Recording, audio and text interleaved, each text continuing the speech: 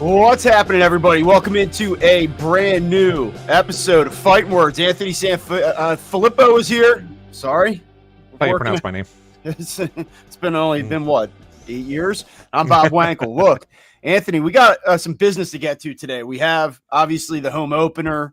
Turn the page after a series-ending loss to the Nationals yesterday. Overall, I would say pretty good start for the Phillies. You know, you go on the road, you're playing a team that I think is probably better than most people realize. I'm going to start the show off with a bunch of excuses, build them up for the Phillies a little bit. But, you know, look, yesterday you get kind of a familiar storyline, which is, hey, there was a lot of good things that happened this past weekend. Bats went silent in the finale. Aaron Nola did the Aaron Nola thing where he looks phenomenal for 3 innings, gets into the 4th, gets 2 outs, hit by pitch, base hit, 3-run homer, kind of keeps them afloat for another couple innings, gets hit with another long ball, and then boom, you look at the final line and you go, not good enough for a guy making over $24 million a year. I actually want to start right there. There's a lot to talk about this past weekend, a lot of good, and we'll get to it, but you know, where do we, it only took us 2 shows. Where do we kind of enter on Aaron Nola here? Well, I'm going to say this, Bob, because I think you gave a little bit more of an optimistic spin on the whole team in general than I would have coming out of a 2-1 weekend against and I agree, better than most people think Washington Nationals team. There were a lot of concerning things that I saw this weekend. And Aaron, as far as Aaron Nola, I mean, it's the same concern, right, with Aaron Nola to me. Look, the guy is a really good pitcher who, when he gets in trouble because he gives up long balls. And we know that he's going to run into more home runs than most pitchers because he doesn't throw 98, right? So that's going to be a thing for him no matter what. But he needs to be better at not giving up that long ball when he's got traffic on base. Like when he gives up solo shots, it doesn't bother me, right? I don't get upset that Aaron Nola gives up a solo home run because I look at it and go, it's going to happen, right? I mean, Zach Wheeler gave up a solo home run on opening day, right? So it happens. The solo home run is not so much a big deal. It's when you get base runners and then throw that gopher ball. That's what really kills you. Now, the offense was never going to help him. That lineup was doomed to fail from the beginning. And that's part of the bigger concern, I think, for the team. So Nola had to be perfect if he was going to win that game. But that doesn't excuse him from getting into those spots where when you have runners on base, you have to make pitches, man. He has a smaller margin for error when there's runners on base. When nobody's on base, he could be a little bit more aggressive with trying to get pitches into the zone. But when there's runners on base, he's got to be more selective. And I think that's where, when he gets hurt, that's where he gets hurt. A friend of mine texted me yesterday morning and said, you like the Phillies today? He was kind of sniffing around for some betting advice. I said, no, I don't. I said, I kind of think that this is a horrible spot for them. They're coming back from spring training. They stop in Washington. They've got a series win. They have the home opener tomorrow. They're probably excited to get back home, get back to Philly. They're looking ahead to that spot. So I wasn't surprised that the team wasn't as dialed in yesterday, didn't have a great game. And I said, and to be honest with you, I just don't trust Aaron Nola ever in terms of like, let me lay minus 150, minus 175 on Aaron Nola because, and I want to say something different than what we've talked about for the last handful of years when it comes to Aaron Nola, because everything that you just said is correct. He's got to limit the home runs. We know this. My thing is, like, at the end of the year, would I bank on Aaron Nola making 30 starts? Yes. Do I think that his ERA will probably be somewhere between 3.5 and 3.75? Yes. So do I think he's going to throw 190 plus innings? I do. Is he going to be a top 30 to 40 starter in baseball when you look at most statistical categories? Yes. He didn't, struck out 8 yesterday. He didn't walk anybody. Really good. Like, it's all going to look great at the end of the year. It's all going to look pretty good. Maybe not great, but pretty damn good. Where you're like, for 24 plus million a year, I'm in on this. Like, especially as a guy that isn't your ace, but he's more of like a 2-3-ish type. You sign up for that. But on a start-to-start basis, and it's going to sound weird, but on a start-to-start basis, like, I don't really trust him. Like, especially with like a betting slant to it. Like, I don't trust him to like lay some big because I don't think he's that guy. Like, I know he's going to have these starts where he goes 7 innings, gives up 1 run. He's probably going to do it 3 times in a row, and that's going to help balance out that ERA. But like what you saw yesterday, I just see from him way too much to say like, lock it up, sweep, get your broom out. Like, he's just not that guy. Well, I mean, and very few guys are that guy. Is it like I feel like it's fair to like acknowledge that, like, yeah, like he's a very good pitcher, and like you take Aaron Nola every day of the week in terms of like, do you want this guy in your rotation? But like what you saw yesterday is like that's exactly what it is. Like he got so it actually, if you want to be an optimist, it was better than his first start last year. Yeah. Well, I will say this: like the Phillies also came to the plate 6 different innings yesterday, down by 3 or fewer runs. It's not like the game was over when Bell hits the homer. Like, you had 3 innings to get on the board, you didn't. You fall behind 3-0, but then you still come to the plate actually you had 4 chances with the game tied. Then you come up in the 5th down 3-0, and in the 6th down 3. Like, you had ample opportunity to claw back into that game before it went off the rails by the time the bottom of the 6th rolls around. So, like, correct. Yeah, it's not all on the pitcher, but I mean, we focus a lot on the pitcher, and that's just the way it's going to be. It's always going to be look at what the starting pitcher did, right? I mean, that's just the nature of the game. It's like the starting quarterback in football or the goaltender in hockey. Like, that's who you're going to look at on a game-to-game basis as how did this guy do, because that will be indicative of how the game went most times. So, but I will say this, and I want to pull this comment up, Bob, because I think this is an interesting comment. Robert Mallard says, the Braves are 0-4. If the Phillies were 0-4, how many people would have jumped off the Walt Whitman Bridge last night? And I think he's 100% right that it really just comes down to, for these fans, it's going to come down to what is your record? Where are you at? How is it looking? Yeah, we're going to be more skeptical even in a winning start. 2-1 is not a bad start. We're going to find things to be critical about. But could you imagine if they lost all 3 games this weekend? Oh, sure. Like the Braves, it would be the end of the world in this city right now. Yeah, no, I mean, I think that's absolutely true. What you're looking at, though, is a 3-game sample here where you're trying to identify, based on the concerns that you have coming in, based on the things that you feel good about coming in, what did you see this weekend that kind of either amps up some of the excitement or amps up some of the concern? And I think one of my favorite sequences of the weekend was on Saturday late, where they break the game open and you have Marsh up there against a lefty. And he hangs in, flips the ball out in the outfield, gets a base hit, passes the baton, keeps the line moving. And then a couple batters later, boom, game gets broken open. Like, that's what I'm looking for, right? Like, I'm looking for those situational, like, I don't really care about the big picture numbers right now.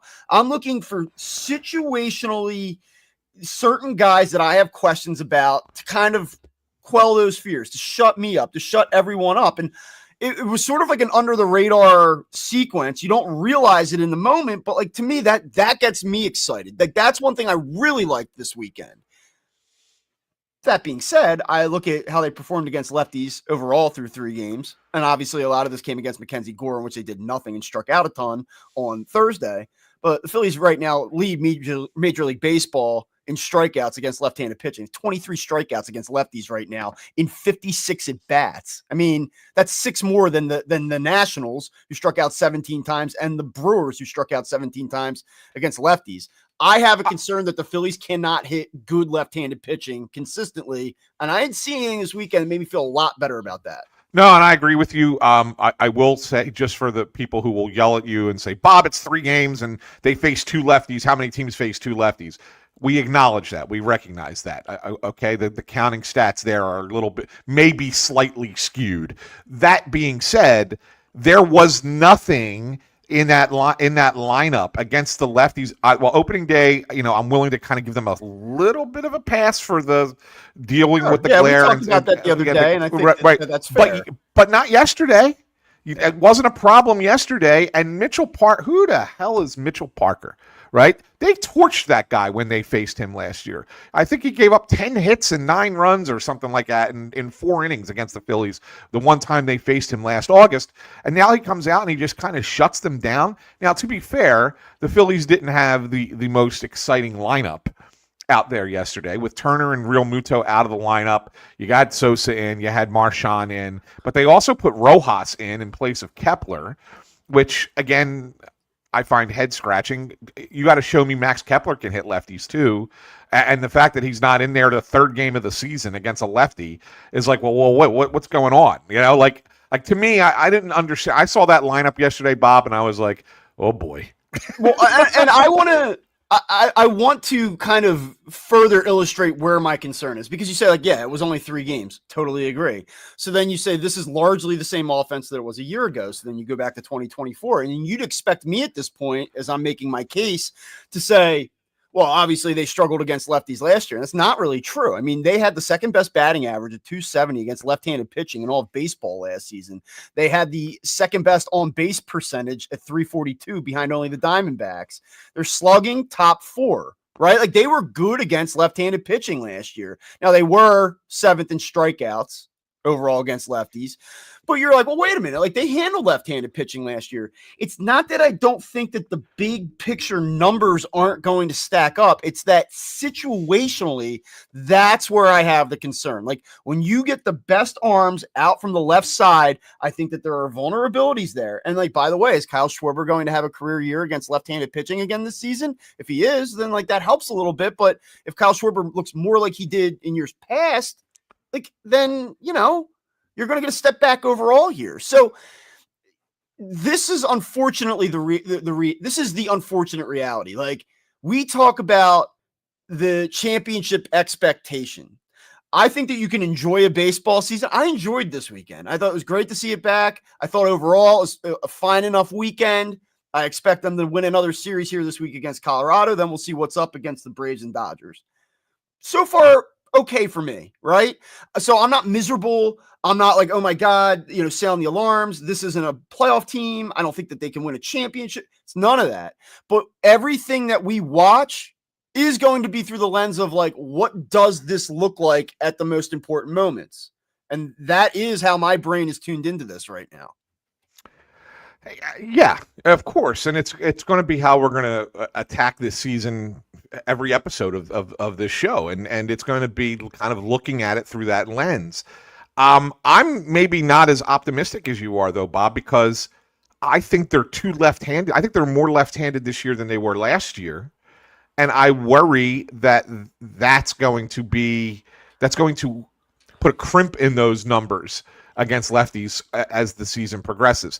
I'm not saying that they're going to plummet to the bottom of the league against left-handed pitching, but I'm not convinced that they're going to be top 5 in all those categories. I don't think they are. Against left-handed pitching. I really kind of looked at those 24 numbers just to be fair, you know? Like, yeah. I think that the concern is greater, but I, want to paint a full picture.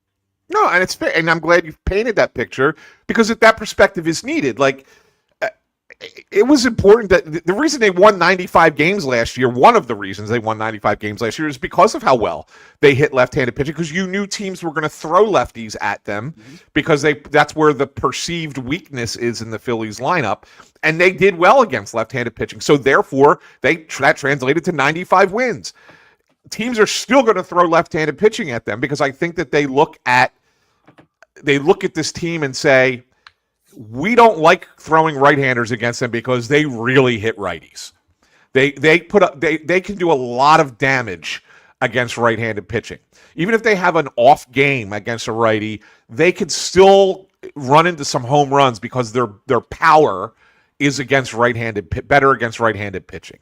And so that's why the Phillies are going to see more lefties than any other team in baseball, and they have to at least try to do what they did last year.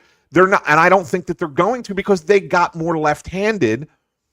And yeah, you're right. Brandon Marsh has that nice hit. That's great on Saturday. That's great.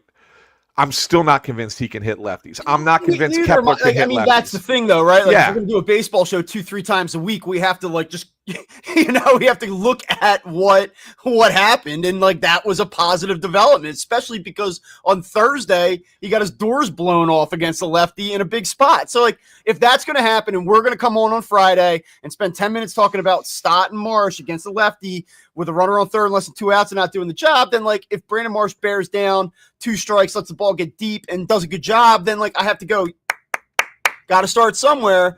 Golf clap. Yeah, yes. Again, big picture, do I have that concern? Yeah. Do I have a concern about the way that the roster's constructed and the lean to the left? And yeah, hell yeah, I do. So, to me, I said, okay, decent weekend. You seem, which I'm surprised about, to be a little less optimistic. Like, what was the big thing that I missed? I thought their guys threw the ball well. I thought Luzardo was very good. I thought the breaking stuff got better as the game went on. He made a couple mistakes with that, I guess, new sweeper that he has, but I mean, 5 of his strikeouts were finished on the sweeper on Saturday. Like I was pretty encouraged by what I saw from him. Thought the bullpen arms for the most part did a decent job. I'm not a bad start for the end of March in a, northeastern city. No, you're never going to see. I'm going to be the other way with this all year long. I believe in the pitching on this team. So even if a pitcher has a bad outing, or even if a pitcher looks sloppy out of the bullpen for 1 day or 2 days, whatever, and you sit there and go, oh, geez, what's going on with this guy? Like, I think the pitching, I trust the pitching. I trust Caleb Cotham as a pitching coach. I think they have a tendency to figure those things out a lot better over the course of a season than they do figuring out what's not working offensively over the course of a season. So I will be more critical of the lineup than I will be of pitching. And that's just the way, because I'm a back of the baseball card kind of guy thing, right? I get that. And that's why you love Aaron Nola. I mean, that's why you like Aaron Nola. Whereas, if you're a fan that's living and dying by every game and you see the guy cruising for 3 innings and then get bombed in the middle innings, you go, yeah, no, I don't. It doesn't bother me as much because I ultimately believe in pitchers, or good pitchers anyway.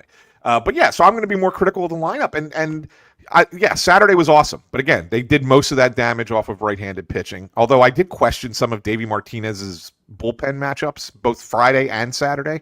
Wasn't sure exactly what he was going for there, and the Phillies took advantage of them. So Saturday was fine. I'm just perplexed, Bob, that you take 2 guys out of the lineup and you take a third, and 2 guys out of the lineup because of injury. We're going to talk about Turner and Realmuto in a minute.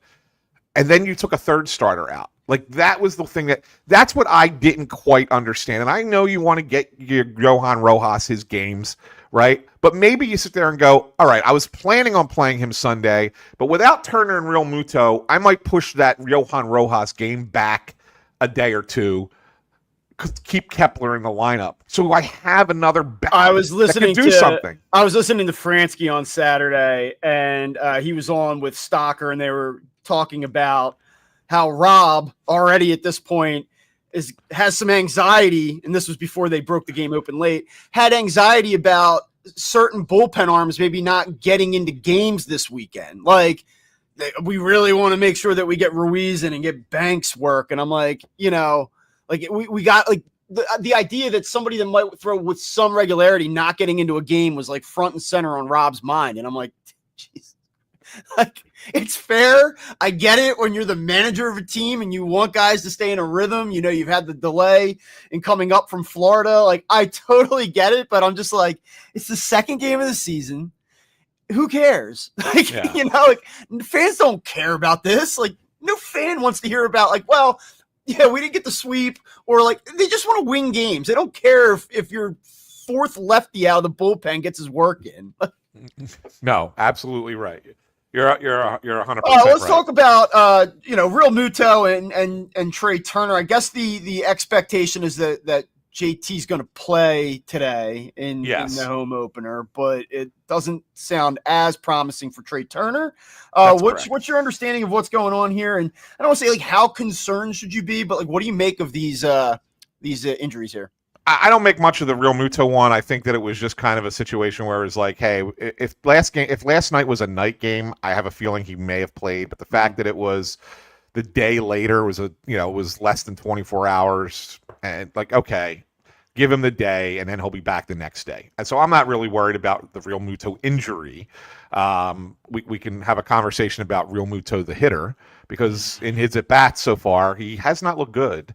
And I know he had the triple on opening day, but it should have been an error. So to me, he shouldn't really even have a hit yet this year. So I don't think he's looked great at the plate in his limited at-bats. But the Trey Turner thing, look, it sounded a little bit better yesterday than it did on Saturday.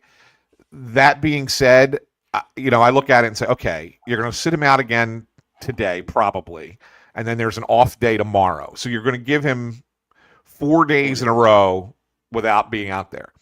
If he's not in the lineup Wednesday, he's going on the IL. Yeah. That's how I see it.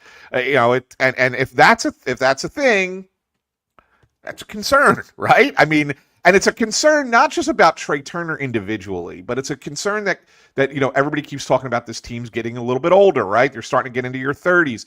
And it doesn't mean that they're not still productive players, but the body starts to have these issues where it recovers a little bit slower from injury, or nagging injuries are more prevalent than in the past. Can I tell you how real that is? I always thought that was like a little bit overplayed. I felt pretty good until like into my mid 30s. So I'm 39 now. My son turned 2 yesterday. We had a birthday party for him here.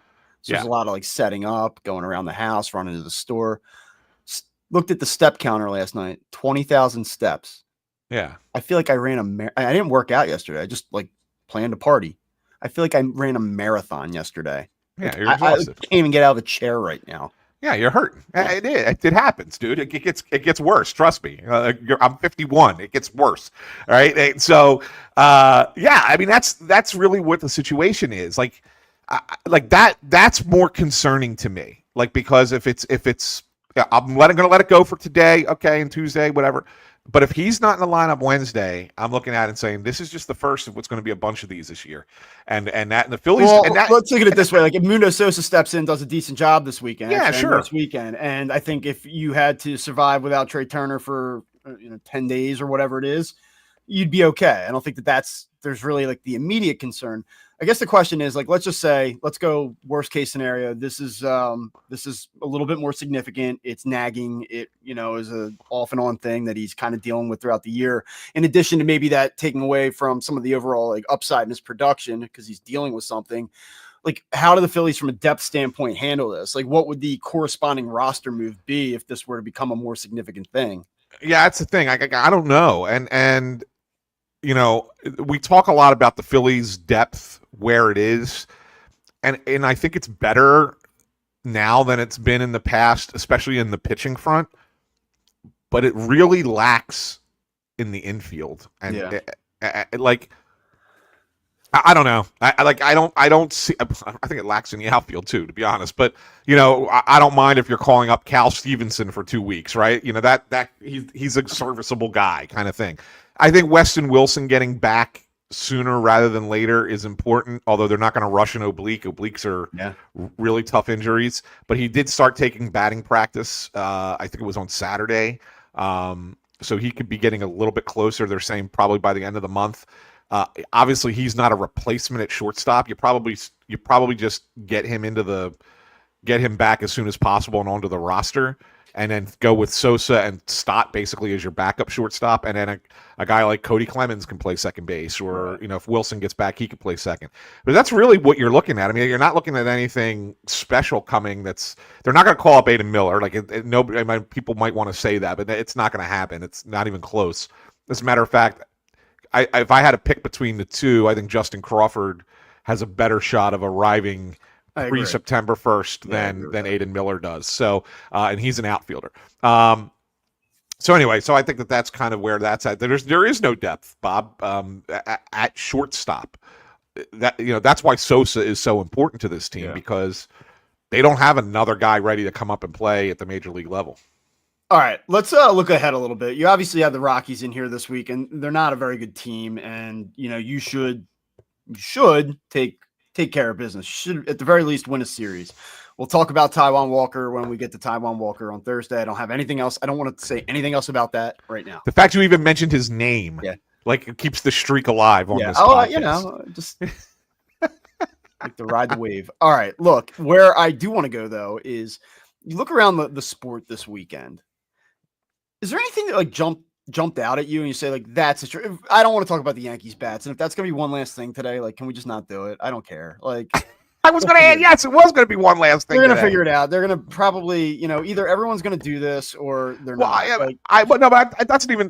We'll save it for the conference because the angle I want to go for one last thing is a little bit different. Okay. So that's good. I'm glad I'm glad that's how you brought it up because that will make it a better conversation. That's Some good. Guy figured out how to beat the system, the tush push of Major League Baseball. Yeah, there you go. All right. So I mean, other than that, what else did you see that like? If anything, that you say like, okay, that could be interesting. I thought that the Braves weekend was very interesting because, like, so if you remember a few years ago, the Phillies opened the season with the Braves. They swept them at home, and then it didn't matter. The Braves had passed them by May, and they just ran past them by 2 weeks worth of games. So I'm not saying at all, the Braves have already created quite a hole for themselves here on March 31st in the division. But like it was a bad weekend for the Braves. They didn't hit even a little bit. And this sort of does draw back to what my overall concern is with that team, which is like, yeah, you're going to get Acuna and you're going to get Strider and you're still super talented. But like, I just think there's something off about that team this year. I do. And I don't know if I can really quite put my finger on it. I think that a lot of my pessimism comes in that I just don't think Marcell Ozuna is going to be like that guy again. Like, I think that he played so far above his head.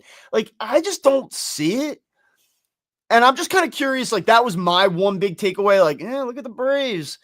Anything else from you? No, I mean, that was the biggest, obviously. I mean, they only scored 7 runs in 4 games. So the offense just was not there. And on the flip side of that, San Diego looked pretty damn good, right? Yeah, well, they did. And I'm not convinced on San Diego. I mean, they got good pitching, but I don't know. I still think that there's going to be some regression there. Nick Pivetta on the national stage last night, untouchable. So yeah, I mean that's the big takeaway. Although I still think the Braves will turn it around. Sure, I think they'll turn it around. They'll tread water till Acuna comes back, and once Acuna comes back, that lineup really gets really, really strong. I guess the other surprises for me are the freaking Cardinals. Like I didn't think that was going to be a good team. Granted, it's 3 games, but they outscored who did they play? Minnesota. Yeah, it was the Twins, right? Who's supposed to be a good team? 19-6 in 3 games. That was a little bit of a surprise. Like, what if that Cardinals team, who's supposed to be rebuilding, is actually a little bit better and makes that Central Division a little bit tougher than a lot of people thought it was going to be. So that one was a little bit of a surprise to me. I'm not worried a little bit about I know Detroit doesn't have a great offense, but I'm not worried about them starting 0-3 because they play the Dodgers, who are 5-0. This is actually kind of where I wanted to go to. Like, in addition to just like observation, we keep saying like it's only been 3 games. You can't make that much out of 3 games. Obviously, like everyone can look at a calendar and understand that the season is very young. It's very hard to jump to conclusions based off of 3 games. Cool. We all get it.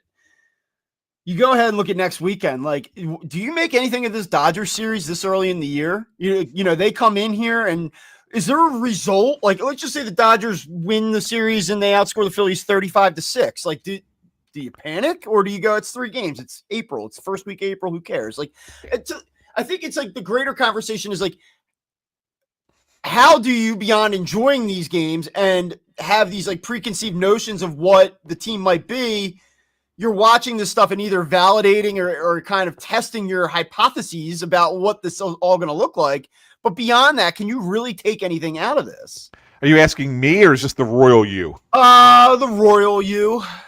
The royal you is if they get blown out by the Dodgers, it's going to be, Yeah. Get the lifeboats out because the ship is sinking, right? That's what it's going to be. I don't make a lot out of it because even if they sweep the Dodgers next weekend, I'm sure we'll have a lot of good things to say. Like, oh my God, can you believe that they played a great series against the Dodgers? That's fantastic. But in my mind, I'm also going to say, let's pump the brakes. It's April, first weekend in April, right? Let's, a million things could be going on. I question some of the Dodgers starting pitching. Like, at the beginning of the season. For They, good old 4 2/3 Blake Snell. I mean, yeah, come on, man. Like, I've never been a Blake Snell guy. I know he's won 2 Cy Young awards. I just don't. He walks too many guys, throws way too many pitches, and doesn't give you any length. That is a guy that I wouldn't want in my rotation. I don't care how effective he is for those 4 2/3 innings. To me, I would rather have a guy that goes six innings because he kills a bullpen. Yeah, and you'd the rather Dodgers, have Aaron Nola and Blake Snell. in all honesty, I would, and Totally. I'm yes, I really would, because the Dodgers. The one thing about them, if you look at go through their history, especially in the recent seasons, they destroy their bullpens. Like, God, they got guys getting hurt, getting sent down, and coming up, and they use 40 relievers in a year. It's ridiculous, and like, whatever, they find success in it. I don't appreciate that. I just don't. I don't like that for baseball. I don't think Sasaki looked all that great, and Robert Mallard pointed that out. He said he didn't look great on Saturday night. He looked not great. Yes, I think that's a fair assessment. Right. And he was welling up in the dugout, and people would say he wasn't crying, but like you could see he was pretty distraught, and I felt for him. Like, I mean, that's a big spot for that kid, and Well, hey, maybe that's why he was more interested in going to a smaller market, not in the spotlight franchise, right? He's gonna be very much in the spotlight, when you consider how good they are and what he's supposed to mean to that rotation. Then yeah. So, but that's the thing. So the Phillies might actually hit the Dodgers this weekend, next week. That's like, so like, I could see that being a series where there's a lot of overs. And I love the Phillies pitching, right? And so, but I still think, because the Dodgers lineup is great, that you might see some overs this next weekend. That'll be Luzardo, Nola, Sanchez. Yes, they're going to throw two. They're going to throw 2 lefties at the Dodgers, as expected. I mean, you want to negate Ohtani and Freeman, so I think that's kind of the idea there, and so you throw lefties at them too. But whatever. I mean, Dodgers are going to be a good team. They're going to win games no matter what. They're great players. So no, it doesn't matter to me. Like, would it be better if the Phillies won that series? Yeah. But if they win that series, lose that series, I'm not coming out of that series saying that told me a lot more about where the Phillies are going to be in October than it is. What it is in April. I hate this thing that we have to do when we have these shows. Like, it's March 31st. It's only 3 games. Like, I want to actually just do this because we're live on YouTube now. I want to start a show with like a little asterisk disclaimer rolled across the screen. Like, we know where the calendar is. Like, I know it's a small sample size. Like, can we just do that? And then we can just fire off the takes without having to say all the time that it's March and that we're 3 games in, that we're 7 games in, that this is not an over, we know that this would be an overreaction. Just put that out there. I'm ready to overreact. Like, I think that here's one, like, I think that the Phillies should sweep the Rockies this week. The Rockies stink. They're a terrible road team. The last few years, they've been dreadful on the road. Philly should, I don't even care about Thursday. Score 10 runs, find a way. Here you go, Bob. I got this for you. Is it coming? It's coming, yeah. Or wherever you get your. No. Hang on. Here we go. Thank you. Yeah. Thank you. Yeah. All right, let's do this one last thing because I got to get out of here, and you have to go to the stadium and. Yes, both. Aaron Nola about why I can't keep the ball in the yard. Well, I think I'm going to actually ask some players about this torpedo bat thing. I want to get their take, both hitters and pitchers, and kind of get actual players' takes on it. But here's my question, and this is where I got annoyed by this whole thing. I don't care that the Yankees did this, or that they're trying to still be the evil empire kind of thing, and be ahead of the rest of the sport with developing these bats. And Major League Baseball says they're legal, and that's all well and good. But here's where I have an issue with it, and I think this is where I think it hurts the game, and I don't think baseball sees it. I look at it and say, why are we trying to turn guys who get beat on pitches that are jamming them into better hitters? Like, I want a good hitter to know how to hit. Like, I don't want to give batters an easier out to getting on base. To me, I want to say, you know what? If you want to go up there and you want to beat my pitcher, more power to you. You hit him, you got it. You got to hit. You went with where the pitch was pitched. You were able to get the barrel through. Good on you. That's how you hit. I don't want to be a mistake swing turns into a double off the wall or even a home run, which is, they're saying, Volpe's homer and Chisholm's homers have been related to this bat. I don't want that happening. And that's my concern. I don't care what bat you use. I don't care if it makes you how you feel comfortable, whatever. That's fine. I just don't like changing the game to the point where you're making a mistake by the batter turn into a positive. Is there a fault here? Like, is there anybody at fault? Is there a finger that you point? I mean, I think that this is if you have an analytics team that says, look, especially if you look at Anthony Volpe, I think he was like the test case for this. Yes. Yeah. Yeah. All right. He's not hitting the ball in the barrel as much. He's hitting it more inward on the bat. Let's shift the area of the weight being concentrated and maximize the impact when he hits the ball in that spot. Like, it's kind of brilliant. And, so, okay. Are they going to, do you think all right, so two questions. One, is the league able to, do you think Major League Baseball is going to be able to enact a change on the fly about this? And then I guess, I would have led with, do you think they should? You clearly think that they should. But, can't you just say everyone else can do it? You look at this tush-push stuff with the NFL, and I know that the WIP morning show right now is doing the same thing. They've done 3 hours this morning on this. It's like the tush-push and this bat thing kind of paralleling one another. Everyone else can do this. Go order the bat. But that's the thing. I don't have a problem with that. It's not like it's and where I think it's a slight difference is other people have tried the tush push and not been as successful as the Eagles did have. I read though that this concept is actually introduced late last season, and some guys actually played around with it, and some don't like it. And you did. It's not like they're going up there with this magic wand that Correct. Yeah, no, absolutely.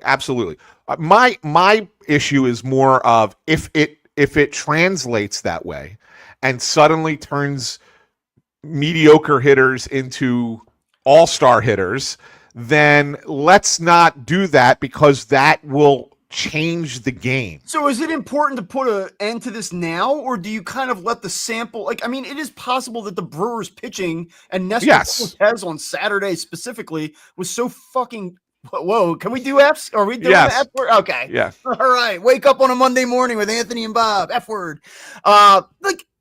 Maybe Mr. Cortez was just horrible, right?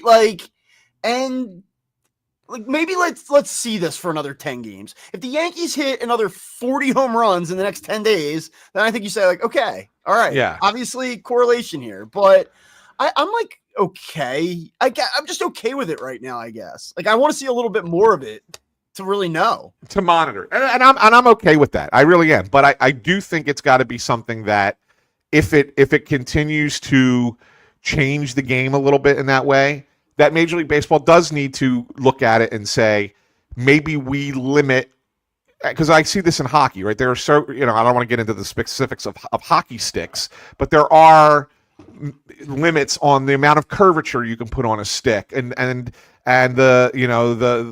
height of the stick, right? Where it's allowed to be relative to your height, right? So there are limits to certain things in hockey, and for a reason.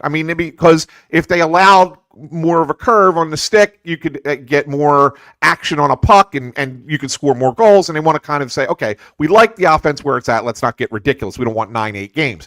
And I think baseball has to look at it the same way and say, okay, let's see how this plays for a little while. But if we start to see this as a consistent thing that's happening in the sport, we need to look at it and say, is this really good for our sport to have a bunch of high-scoring games like that? Very interested to see what you hear today, because the Phillies are a very veteran clubhouse, and surely that this is on their radar. They've probably been approached about this in the past. Nobody's using it right now. After this weekend, are they looking at this and going maybe this is worth testing again? I'd be really curious to see what you get out of that. So if that's a story that kind of comes from today, I'll be on the lookout for that. All right, for Anthony, sure. I gotta go. So do I. All right. But just to remind everybody, this is Phightin Words. You can watch us on YouTube, so make sure you subscribe. Click on the thumbs up. That way, ring the bell. You'll never know. You'll always know when we are live on the air. And join us here, and you can always subscribe and listen after the fact. Apple Podcasts, Spotify, Amazon Music, Pandora, wherever you get your podcasts. For Bob Wankel, I am Anthony SanFilippo. We will see you on Friday morning for the next edition of Phightin Words. Have a good one.